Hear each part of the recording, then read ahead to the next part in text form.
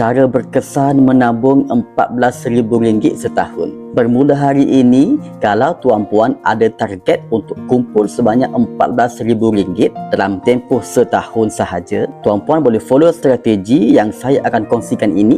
Boleh tengok video sampai habis dan save untuk rujukan akan datang.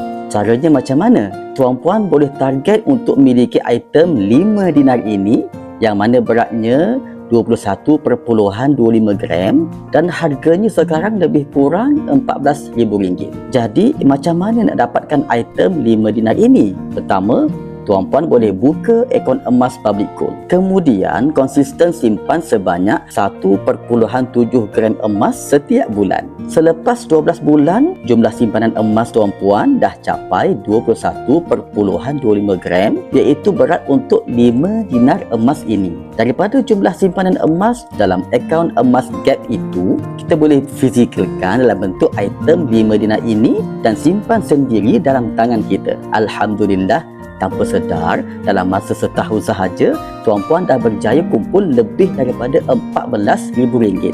Jika tuan-puan tengok graf kenaikan harga emas dalam tempoh setahun sahaja, untuk tahun 2025, tahun lepas, harga emas telah meningkat sebanyak 50% dalam tempoh setahun sahaja.